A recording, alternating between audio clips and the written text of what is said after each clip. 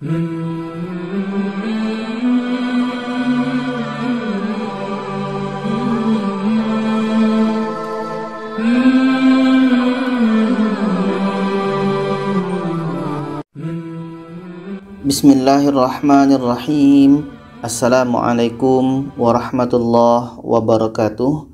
Alhamdulillah kita bertemu lagi di channel kelas mengaji. Saya doakan kita semua selalu sehat, rezeki dilancarkan, dan kita semakin semangat untuk belajar mengaji Al-Quran ini. Baiklah, pada kali ini kita membahas tentang ada ya mati sebelumnya baris atas pada akhir. Apakah ini mat lain? Dan ini juga ada ya mati sebelumnya baris di atas, juga pada akhir. Apakah ini mat lain? Jadi yang mana di sini termasuk mat lain? Karena ada juga yang menganggap setiap ada ya mati sebelumnya baris di atas itu adalah mat lain. Nah, sekarang kita lihat ini dalam surah Al-A'raf ayat 160. Di sini ketika kita lihat ada ya mati sebelumnya baris di atas, letaknya pada akhir. Kalau kita berhenti di sini, apakah ini menjadi mat lain? Jadi untuk kita ketahui mat lain itu adalah poin besarnya ketika ada waw mati. Waw mati sebelumnya baris di atas, ya mati sebelumnya baris di atas. Setelahnya itu harus ada huruf yang dimatikan. Letaknya pada akhir. Apakah akhir ayat atau akhir bacaan? Panjang bisa 2, 4, atau 6. Jadi poin untuk mat lain ini harus ada waw atau ya mati sebelumnya baris atas. Setelahnya itu, setelah ya atau waw, harus ada huruf yang dimatikan, harus sukun. Tidak boleh panjang. Dan letaknya di akhir, bukan di tengah-tengah. Jadi kalau kita lihat yang ini tadi, ini ada ya mati sebelumnya baris di atas, tapi setelahnya ini dibaca panjang. Tanwin atas pada akhir ini menjadi mat iwad dia. Dibaca asyrata aina. Jadi ain ini bukan mat iwad. Asyrata aina ini bukan mat lain, tapi ini masuk dalam hukum mat iwad. Tanwin atas pada akhir itu mat iwad. Jadi yang mana mat lain? Ini dalam surah Al-Baqarah ayat 37 ini.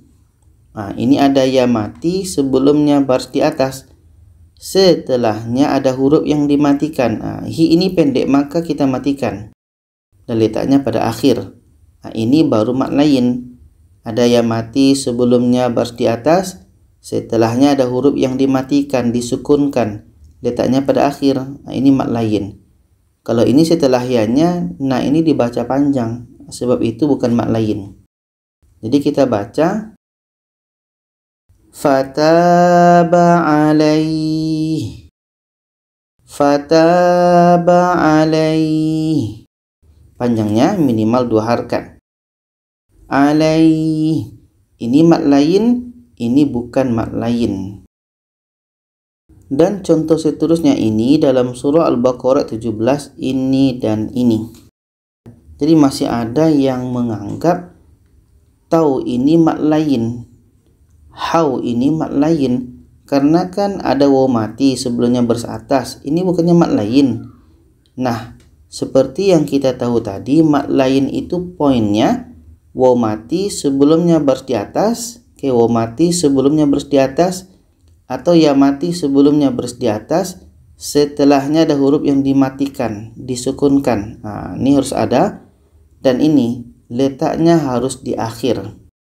Letaknya harus di akhir.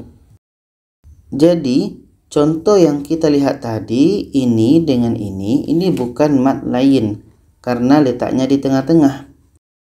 Jadi ini apa? Ini adalah huruf lain. Berkenaan dengan perbedaan mat lain dengan huruf lain saya pernah bahas, lihat yang di atas. Jadi ini adalah huruf lain, huruf lin. Yang mana mat lain ini? Dalam surah Al-Baqarah 37 ini. Ini waw mati sebelumnya baris di atas, letaknya di tengah-tengah. Ini waw mati sebelumnya baris di atas, setelahnya ada huruf yang dimatikan. Ti. Ti ini pendek maka kita matikan, letaknya pada akhir. Ini baru mad layin. Oke. Kita baca. Hadaral maut. Hadaral maut. Ini mad layin karena letaknya di akhir. Ini huruf layin, bukan mad layin, karena ini letaknya di tengah-tengah. Mad layin itu pasti dia letaknya di akhir. Apakah di akhir bacaan? Ini akhir bacaan namanya karena sebab tanda waqaf, atau letaknya pada akhir ayat. Contohnya dalam surah Quraisy, di situ ada mad layin yang pada akhir ayat. Jadi kesimpulannya adalah, kalau kita temukan seperti ini, letaknya pada akhir, ada ya mati sebelumnya baris di atas, setelahnya ada huruf yang dimatikan, letaknya pada akhir, ini mad layin. Sedangkan ini ada ya mati sebelumnya baris di atas, tapi setelahnya ini dibaca panjang. Karena tanwin atas ketika berhenti menjadi mad iwad. Maka ini bukan mad layin. Ini mad layin, ini bukan mad layin karena ini dibaca panjang.